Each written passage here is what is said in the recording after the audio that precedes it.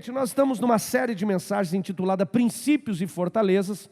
E o objetivo dessa série de mensagens, Léo, é nós compreendermos que algumas situações que enfrentamos no nosso dia a dia acabam sendo consequências, e muitas delas as dificuldades, Esther, acabam sendo consequências de princípios que nós quebramos. Acabam sendo consequências de fortalezas que estão dentro de nós, e hoje nós vamos entender um pouco melhor sobre essas fortalezas. São situações que nós nunca vencemos, são situações que nós viemos, Vanúbio, acertei? Não, cadê é Vanúbio? Ah, acertei, Vanúbio, eu estava com medo, Vanúbio, agora não erro mais, falei no altar, não erro mais umas 3 vezes. Mas Vanúbio, nós vamos entender que existem algumas situações que acabam nos escravizando, nos aprisionando, obrigado Ander, por conta de fortalezas, situações que nós não vencemos, estruturas pecaminosas, gigantes que são os nossos orgulhos, nossa soberba, situações reis, né, que são a nossa soberba, gigantes, que acabam sendo situações estruturas pecaminosas que nós nunca colocamos no chão, e isso acaba nos visitando constantemente, nos aprisionando, e existem pessoas que infelizmente, Silvio, elas acabam vivendo a sua vida toda, sem nunca vencer essas estruturas e nunca viverem a plenitude de Deus em suas vidas. Bom, semana passada eu comecei essa série de mensagens, e para a gente poder deixar todos no mesmo nível, eu vou fazer um resumo do que eu falei semana passada, para que a gente possa, a partir dos próximos 5 minutos de resumo, compreendermos, Michele, exatamente tudo que Deus quer que venhamos desfrutar dessa palavra e dessas verdades, Ezequiel. Na semana passada, Lise, nós entendemos que assim como o povo de Israel foi liberto, Cleia, da escravidão do Egito, e foram levados para uma terra chamada Canaã, uma promessa de Deus que era uma terra que emana leite e mel, Lorena, nós entendemos que assim também é o nosso processo de salvação. Alberto, desde o dia em que o povo de Israel saiu do Egito, lá no livro de Êxodo, até eles chegarem frente a Canaã, no livro de Josué, Gesiel, nós estamos vendo ali Deus trabalhando, Deus agindo e Deus manifestando uma salvação, Clei, e uma libertação sobre eles. Então o resumo básico do que eu falei quarta-feira passada foi, o livro de Êxodo, ele representa exatamente a nossa salvação. É quando nós saímos da escravidão do Egito, ou seja, do sistema mundial. É quando somos salvos do mundo. Tem muita gente que pensa, Gustavo, porque estar no mundo, né, o mundo não é a estrutura, né, o globo, mas o mundo é esse sistema maligno que toma a rotina das pessoas, podemos assim dizer. Algumas pessoas pensam que viver neste mundo, Paulo, é viver em liberdade, mas na verdade é viver em escravidão, Gabi. Porque muitos deles estão escravizados pelo pecado, muitos deles estão escravizados pelas atuações do inferno, muitos deles estão escravizados pelos seus traumas. E a única forma deles viverem a salvação não é fazendo algo, Malta, mas é se rendendo a Deus. Então, quando o povo de Israel reconhece que estão sendo oprimidos e não suportam mais essa escravidão, eles clamam a Deus. E a Bíblia diz em Êxodo 3:8 que o Senhor ouve e promete, declara que iria, Fábio, libertá-los dessa escravidão. E ali começa o processo de libertação e de salvação deles. Então nós aprendemos, Jéssica, na semana passada, que a libertação, a salvação, na verdade, ela não depende de nós não fazemos nada para sermos salvos. Ela só depende de nós reconhecermos que precisamos de Deus e nos rendermos a Ele, e o resto Ele faz. Amém, queridos? Nós entendemos que quando Deus levantou-se para libertar o povo, aconteceu em uma noite. Tirar eles da escravidão e levá-los em caminho do Mar Vermelho foi uma noite.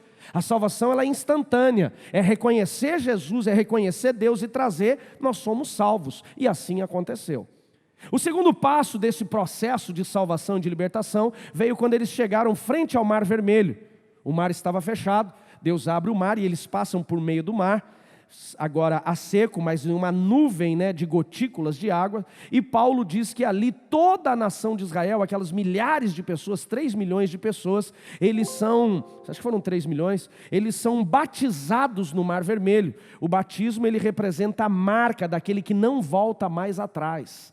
daquele que não vai voltar mais, digo, para aquela vida, para aquele sistema de escravidão. O Mar Vermelho é um divisor de águas nessa transformação. Então toda pessoa que se rende a Deus, que quer viver a salvação, não será plena se não passar pelo processo do batismo nas águas, que é esta marca. Depois eles entraram no deserto, e aí nós investimos bastante tempo semana passada falando do deserto. O deserto é a escola de Deus. Eles vivem 40 anos no deserto, por quê? Porque eles precisavam, Jéssica, serem libertos da sua mentalidade de escravos. O livro de Êxodo, nós entendemos, ou o início ali de Êxodo, a salvação deles, a libertação deles, é Deus tirando eles do Egito. O deserto é Deus tirando o Egito deles. Quem está me entendendo, diga amém. Esse foi o processo mais demorado. Salvar você é fácil, Jesus fez isso na cruz. Fácil não, né? Fácil para nós que recebemos, né?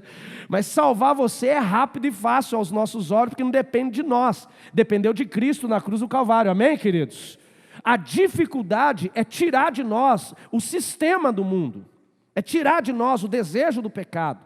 É tirar de nós a nossa religiosidade, as nossas amarras. É aí que eles passaram 40 anos. Quem determina o tempo de deserto não é Deus, somos nós. Quem está aqui comigo, diga amém. Somos nós que determinamos o tempo do deserto. Quanto mais presos ficamos nas nossas cadeias pecaminosas, mais tempo levamos para chegar à terra da promessa. Então a Bíblia diz que depois de 40 anos, eles chegam no Rio Jordão. Ali no Rio Jordão, eles acampam e se preparam para entrar na terra da promessa. E aí nós começamos a mensagem de hoje, a segunda parte desta série. Quando eles chegam no Rio Jordão, eles estão agora ali de frente para a terra de Canaã. A terra que de fato emana leite e mel. A terra da promessa de Deus. E a partir de agora, todas as vezes, Gil, que eu falar de Canaã para você, eu quero que você esqueça o território. Porque muitas vezes, Everton, quando nós lemos os textos sagrados falando de Canaã, nós estamos pensando que Deus está falando de terra. Nós pensamos que Deus está falando de estrutura. Nós achamos que Deus está falando de conquista física. E alguns de nós, até quando lemos os textos bíblicos falando de Jerusalém, quando vemos o texto bíblico falando de Canaã, fala, olha, Deus quer me dar uma vitória na terra, olha, Deus está me dando um território novo. Pode ser que uma das situações onde Deus fale com você, em algum momento venha trazer essa ideia de território. Mas todas as vezes, Mari, que a Bíblia fala de Canaã, de Jerusalém, você precisa entender que ela não está falando de algo que está fora de nós, mas Canaã está dentro de nós. Diga comigo, Canaã está dentro de mim. Diga assim, Canaã é a minha alma. Então quando eles chegam na terra de Canaã, Jéssica, nós precisamos entender que depois do caminho do deserto, depois do caminho deles perderem, o Egito ser tirado deles, literalmente eles serem libertos do Egito, olha para mim, entenda algo aqui, eles estão agora vivendo o processo de conquista da sua alma. Canaã não é fora, Canaã é dentro. E o maior desafio, Elisiane, que nós vamos enfrentar na nossa vida, está exatamente em conquistar esta alma plena para Deus. Quando que Deus deu a alma para o homem? Vocês lembram? Na criação. Carol, por isso que ela é, né, professora do Kids, líder do Kids. Ela ensina lá, foi a Carol que acertou, né? Foi. Então nós precisamos entender, quando que Deus deu a alma para o homem? Na criação. A Bíblia diz que Ele formou o corpo do homem do barro e soprou sobre as suas narinas o fôlego de vida e fez dele uma alma vivente. Então ali era apenas um boneco de barro. Deus se prostra diante do homem, ou né, Deus se ajoelha ali, aquele corpo de barro, aquela massa de barro que não tinha vida, e Deus sopra as narinas do homem. E quando Ele sopra, aquele homem torna vida. E o que faz ele ter vida? A sua alma. O que é a alma? A alma são as nossas emoções, como nós tratamos com nós mesmos. São os nossos sentimentos, como nós tratamos com o outro. São as nossas memórias, o que foi construído em nós. E o nosso caráter, como nós fomos construídos na vida. Isso é alma. Quando Deus sopra, Lili, o fôlego de vida, o homem se torna ser vivente, ele recebe a alma. Agora eu pergunto, quando Deus deu a alma para o homem, ele deu uma alma boa ou ruim? Boa. Deus deu uma alma plena. Por isso que quando Deus promete para o povo de Israel que eles entrariam em Canaã, que tipifica a nossa alma, Ele promete uma terra boa, uma terra que emana leite e mel, porque assim é a alma do homem, uma alma boa. Deus construiu o homem com a alma boa. Deus construiu o homem com um caráter. O caráter que Deus quer para o homem é o caráter de Deus. É a sua imagem e a semelhança, são os seus atributos. O problema, Vanessa, é que o homem se corrompe. O problema é que o homem ele se afastou de Deus. E quando o homem se afasta de Deus, essa alma que era boa, ela é conquistada. Esta alma que é boa, ela é invadida pelos inimigos da alma. A Lise está aqui, levanta a mão, Lise. Levanta a mão, ela vai ficar com vergonha. Levanta a mão para todo mundo conhecer. Diga-se de passagem que é solteira, mulher bonita, bem, né? Vamos ficar aqui. E o filho já está ficando alto já, viu? Então, parão. Ela ficou com vergonha. A Lise fez um estudo maravilhoso que ela me passou, estudo muito legal, sobre os 7 inimigos que Deus fala lá em Êxodo capítulo 3, verso 8, que estavam na terra de Canaã.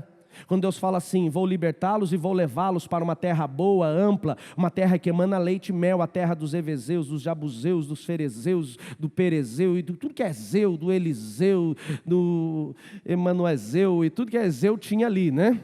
E a Lise pegou aqueles 7 povos que estavam na terra, e ela fez um estudo, fez muitas pesquisas, e ela conseguiu definir o que cada inimigo ali representa.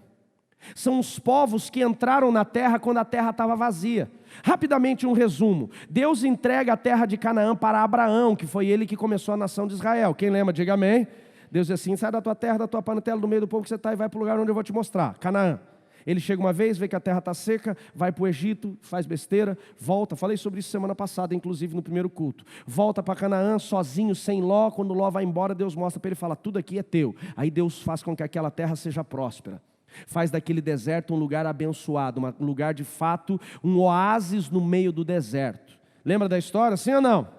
Ali a família de Abraão viveu, Isaac viveu ali, Jacó viveu ali com os seus filhos, até que veio fome e eles abandonaram a terra.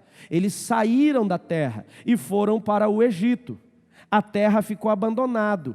Onde a terra fica abandonada, onde o coração, a alma fica abandonada, entram quem? Os inimigos. Em algum dos dias, hoje eu não vou entrar nos inimigos, não vai dar tempo, até porque o estudo é longo, eu emprestei o estudo da Lise para compartilhar com vocês, mas a gente vai falar um pouquinho deles depois. E esta alma, ou seja, este território de Canaã, vocês estão me entendendo, gente? Vocês estão um pouquinho agitados? Está claro para vocês? Esta alma, ou seja, esta terra, ela está conquistada por inimigos. E quando eles chegam na terra, eles deveriam desfrutar desta terra boa e ampla, mas ela ainda tem inimigos que eles precisam vencer. E é aqui que nós começamos o processo de hoje. Só para a gente começar a entender e eu fazer agora um link da semana passada para hoje, a primeira lição que nós precisamos entender, quando falamos de conquista da nossa alma, é que nós só vamos começar a ter uma caminhada plena com Deus quando nós vencemos o processo do deserto. Tem gente que pensa, Davi, que o cara vai desfrutar de uma vida plena em 3, 4 meses de conversão. Qual que é o propósito do deserto, Eli? O propósito do deserto é nós vencermos, é nós perdermos a mentalidade de escravos, é nós perdermos a mentalidade de Egito e termos uma transformação em Cristo. Leva um tempo. O que nós precisamos entender? Enquanto não vencemos o deserto, não saímos dele. Enquanto não aprendemos a conhecer a Deus, não saímos dele. Quais foram os 2 principais erros da nação de Israel no deserto? Quantos saíram? 3 milhões. Foram 3 milhões, Silvio? 3 milhões, isso. 3 milhões. O Silvio aqui é o cara, é o meu Bible Man. Onde eu erro ali, ele me ajuda lá. 3 milhões de pessoas saem do Egito. Agora, quantos entram na terra de Canaã daqueles que saíram do Egito? 2. 3 milhões saem, só 2 entram na terra de Canaã. Por quê? Porque nós precisamos entender, o deserto ele tem esse papel de nos lapidar. E se você não sair, se você não vencer o deserto, se você não conseguir fluir no deserto, você não sai dele. Ou você vence o deserto ou você morre nele. Então podemos dizer que 2.998.998 pessoas morreram no deserto. Por quê? Porque cometeram 2 erros principais. O primeiro deles, não se submeteram a Deus. Foram rebeldes, desobedientes. Eles não conseguiam se render a Deus. Eles não conseguiam aceitar as direções de Deus. Às vezes nós olhamos, Cláudio, para o povo de Israel no deserto e pensamos que eles estavam rejeitando a liderança de Moisés. Mas na verdade eles não estavam rejeitando Moisés, eles estavam rejeitando Deus. Até que um dia Deus se levanta e fala assim: cansei desse povo, Moisés, vou matar todos e sepultá-los no deserto e vou começar o meu povo de você. Moisés falou: não, Deus, tenha misericórdia deles. Deus falou: eu não vou mais com vocês. Moisés falou: se o Senhor não for conosco, não nos permita sair daqui, vamos morar no deserto. Moisés é um cara intercessor. Então por que Deus dá essa direção para Moisés? Porque o problema deles não era com Moisés. Tudo bem que eles se rebelavam contra Moisés, mas o problema deles estava em quem? O problema deles estava em Deus. E quem não aprende a se submeter a Deus não sai do deserto. Continua ali, presinho no deserto. O que é se submeter a Deus? É os princípios. Hoje nós estamos vendo, inclusive, Tiago, uma estrutura de igreja sendo construída, Emílio, debaixo de um desejo humano e não de uma direção de Deus. Quando você ouvir falar dessa hipergraça, dessa graça escandalosa, essa graça que você pode fazer tudo, corre, foge. Por quê? Porque é algo que está querendo vir acima do processo de que Deus tem para as nossas vidas, dizendo assim: Deus aceita tudo. Quem está aqui comigo, diga amém. Deus, amados, Ele aceita o pecador, mas não o pecado. O papel do deserto é fazer você entender onde estão suas estruturas pecaminosas e vencê-las. A sua mente escravizada pelo Egito e tirar isso de você. E enquanto você não vence isso, você fica lá. Por que 2.998.999.000, na verdade 99.998 morreram no deserto? Porque eles não quiseram se submeter. Eles não quiseram obedecer. E posso dizer algo com bastante amor e carinho? Coloque amor nas minhas palavras.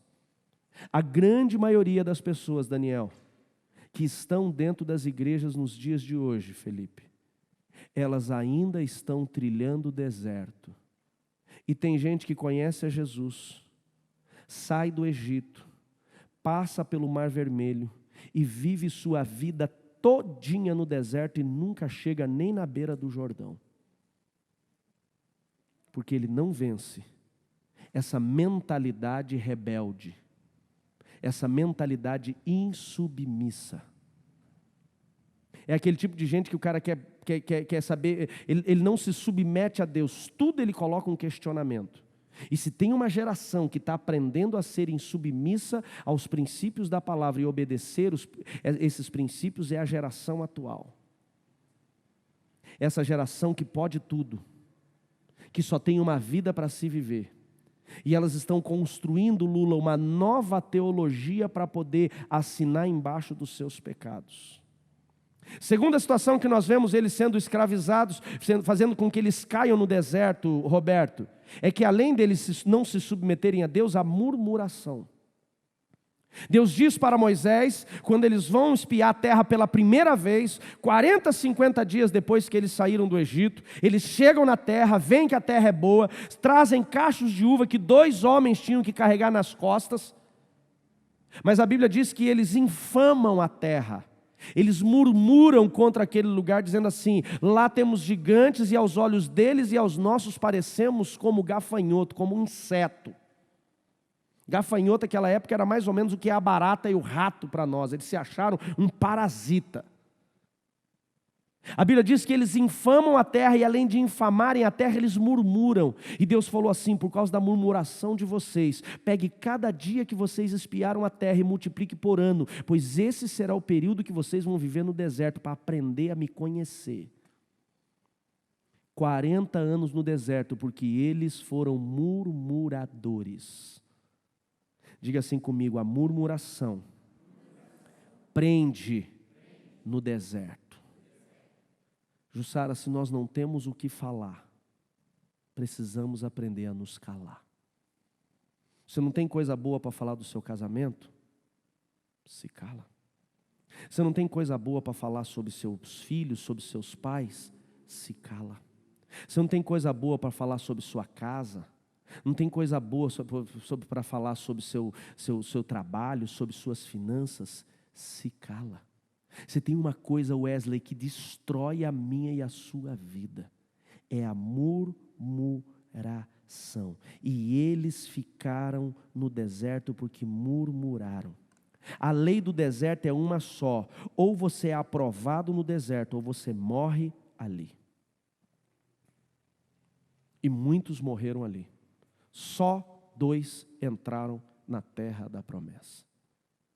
E quando eles chegam na terra da promessa, quando eles chegam nessa Canaã, que é a terra boa, ampla e mel, que é essa alma que Deus criou para nós, eles encontram esta terra fácil para entrarem? Não, a ausência deles na terra deixou inimigos entrarem. Então toda a estrutura que nós lemos, Vanessa, na Bíblia Sagrada do povo de Israel, nós vamos ver que todas as vezes que eles encontram inimigos, que os inimigos invadem a terra deles, lá no livro de Juízes, lá no livro de 1 Samuel, lá no livro de 2 Samuel, lá no livro de 1 Reis, no livro de 2 Reis, todas as vezes que eles encontram inimigos, olha para mim e entenda, se o inimigo entrava, Alisson, é porque Deus não estava com eles. O pastor Cote, ele faz uma equação que eu acho maravilhosa. O pastor Cote diz assim: ausência de Deus, presença de inimigos. Presença de Deus, ausência de inimigos. A nossa alma, ela só é invadida quando Deus não está ali. Agora eu vou arrumar uma crise para alguns aqui. Alguns dos inimigos que nós encontramos que estavam lá na terra, se você estiver tomando nota, meu Jesus, meu horário, pega a caneta aí e escreve aí. Nós vamos encontrar, segundo o estudo aqui da Lise, que tem tudo a ver, tem base bíblica, tudo, dos dias das mensagens dessa série eu vou conseguir trabalhar com vocês. Nós encontramos ali, alguns dos inimigos são os heveus. Os heveus, eles tipificam, eles representam a violência, a falsidade, a dissimulação e o engano.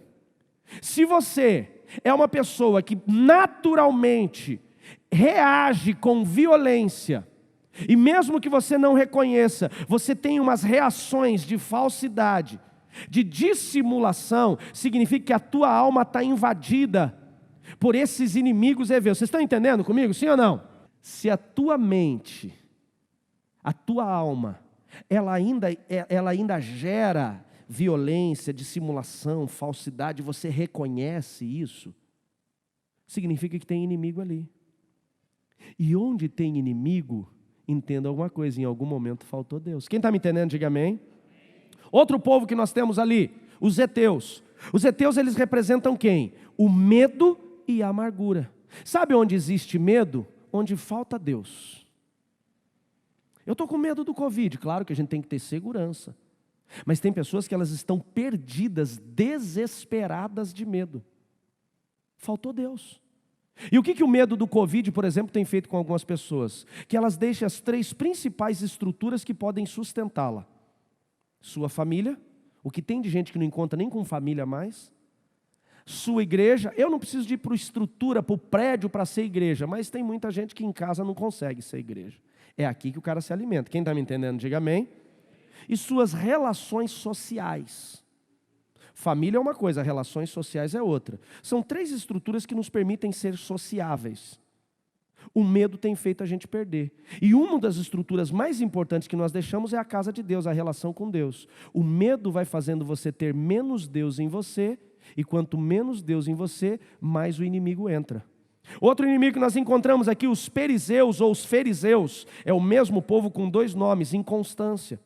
O cara é inconstante, um dia o cara está com Deus, o cara está falando em línguas, está no reteté, no outro dia o cara está murmurando, reclamando. Um dia o cara está com Deus, quer tocar no louvor, quer trabalhar na consolidação, quer trabalhar na recepção, no outro dia o cara está no boteco enchendo a cara. Um dia o cara está com Deus, falando de Deus, evangelizando, no outro dia ele está murmurando, inconstante, inimigo na alma. Onde tem inimigo na alma, onde tem inimigo em Canaã, ausência de Deus. Quem me entende, dá uma glória a Deus aí. Aí nós encontramos os jebuseus, rebeldia, orgulho, resistência. Outro nós encontramos aqui os girazeus, a falta de perdão, a imoralidade. Os amorreus, a autossuficiência, o espírito crítico, a rebelião, a divisão, a destruição. E às vezes nós temos isso em nós. Aí você diz, então pastor, quer dizer que se eu tenho alguma coisa dessa, Deus não está comigo? Nós precisamos entender que quanto mais eles conquistaram a terra, eles não conquistaram de uma vez só. Eles foram entrando e tirando os inimigos, entrando e tirando os inimigos. A pergunta é, eles conquistaram toda a terra de Canaã? Não. Eles conquistaram parte da terra de Canaã. Alguns inimigos ficaram lá, eles não conseguiram tirar e fizeram até acordo para manter lá. É isso que muitas vezes nós fazemos. Significa que Deus não está pleno em nós? Significa que Deus está querendo participar do processo, mas nós demos só uma parte para Ele. Onde tem presença de inimigos, ali tem ausência de Deus. Quer vencer o medo? Deixa Deus entrar. Quer vencer o orgulho? Deixa Deus entrar. Quer vencer a inconstância? Deixa Deus entrar. Quanto mais eu permito Deus entrar, mais eu vou vencer os inimigos da alma. Amém, queridos? E para a gente poder encerrar, que o meu horário finalizou tudo ali. Qual que é a primeira lição que nós precisamos entender para vencer esses inimigos da alma? E é sobre isso que eu vou começar a trabalhar semana que vem, porque hoje não deu tempo de trabalhar isso. A primeira lição está em Josué, capítulo 1, verso 7. Abra lá e nós encerramos aqui. Josué, capítulo 1, verso 7. A única forma de nós vencermos esses inimigos, e nós vamos encontrar que ali existiram 3 estruturas que eles precisaram vencer, que eram os reis, que representavam o orgulho, a soberba, as muralhas e fortalezas, que eram as traumas e feridas, e os gigantes, que eram as áreas de intimidação, as estruturas pecaminosas. Olha para mim aqui, só para eu explicar antes de você ler o texto. São 3 estruturas, 3 elementos que eles precisavam vencer, eu falei isso semana passada. Primeiro que eles precisavam vencer eram as fortalezas. Qual foi a primeira cidade que eles encontraram quando chegaram em Canaã? Jericó. Vamos falar um pouco mais dela daqui 2 semanas. Jericó tinha muros de 12 metros de espessura, de largura. Muros altíssimos que a Bíblia diz chegava até o céu. O que os muros das cidades fortificadas, essas fortalezas representam? Representam os traumas e feridas. Os principais inimigos da alma, onde eles entram, são nas fortalezas das nossas feridas, dos nossos traumas. Segundo elemento que nós encontramos ali que representam os inimigos, os reis. Os reis representam o quê? O orgulho, a soberba. A Bíblia diz que a soberba precede a queda. O que tem de casamento sendo destruído porque o casal é soberbo? Tem casal que fica 1 semana, 15, 20 dias sem conversar porque tiveram um atrito. A Bíblia diz, não deixe o sol se pôr sobre a sua ira, e os caras estão quebrando o princípio. Outro inimigo, outro elemento que nós encontramos aqui eram os gigantes. O que os gigantes representam? Os gigantes representam as áreas de intimidação da alma, que são as estruturas pecaminosas.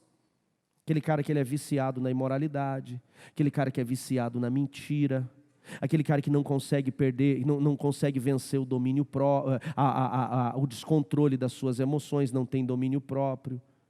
E tudo isso vai fazendo com que a nossa alma continue cheio de inimigos.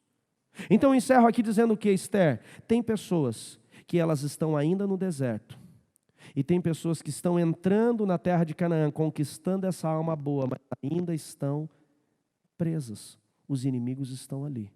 E alguns lutam malta a sua vida inteira e não desfrutam dessa plenitude que Deus tem para elas. Fica de pé com a sua Bíblia aberta.